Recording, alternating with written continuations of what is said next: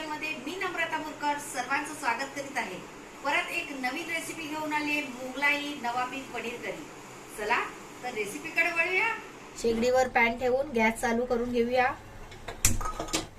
अर्धी वाटी पाणी, 2 चिरलेले कांदे, 2 टेबलस्पून तुकडा काजू, 2 टेबलस्पून बदाम, 1 टेबलस्पून खसखस, 3 हिरव्या मिरच्या, 5 लसूण पाकळ्या, अर्धा इंच आल्याचा तुकडा।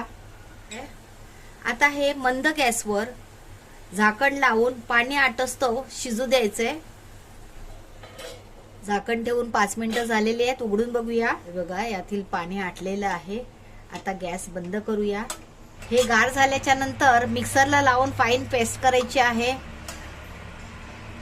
पॅन ठेवून गॅस चालू करून घेऊया। 2 टेबलस्पून तेल घ्यायचे।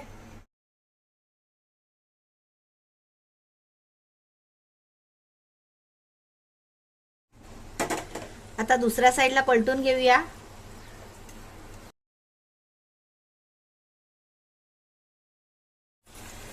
पनीर क्यूब शॅलो फ्राय करायचे आहेत, डीप फ्राय करायचे नाही आहेत। पनीर क्यूब्स शॅलो फ्राय करून झालेले आहेत। आता गॅस बंद करूया आणि तुकडे काढून घेऊया। फ्राय झालेले पनीर क्यूब काढून घेतलेले आहेत। आता यामध्ये 1 टेबलस्पून अमूल बटर टाकायचं आहे। अमूल बटर किंवा तुम्ही तूप वापरू शकता। बटर मेल्ट झालं की लगेचच त्यात 1 टीस्पून जिरं टाकायचं आहे, 2 तमालपत्र, 3 लवंग, 3 वेलची, 1 दालचिनीचा तुकडा। आता हे फाईन केलेली पेस्ट त्यामध्ये ऍड करायची आहे। थोडंसं पाणी घालून मिक्सरचं भांडं धुवून घ्यायचं आहे। या स्टेजला इथे 1 वाटी दूध ऍड करायचं आहे। यातील 2 टेबलस्पून दूध मी काढलेलं आहे केशर काड्या भिजवण्यासाठी। आता या स्टेजला इथे पाऊण वाटी दही ऍड करायचं आहे। दही ऍड केल्याच्या नंतर चांगलं एकजीव करून घ्यायचं। इथे चवीनुसार मीठ ऍड करायचं आहे।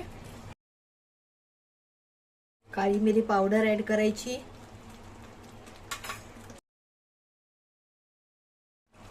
कसुरी मेथी,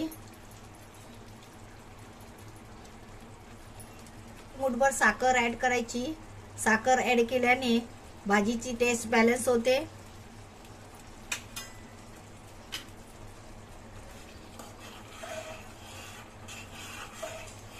आता हे सगळं एकजीव करून घ्यायचंय।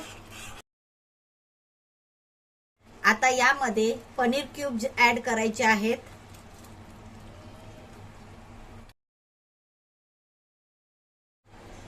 आता यामध्ये केशर घातलेलं मिल्क ऍड करायचं आहे।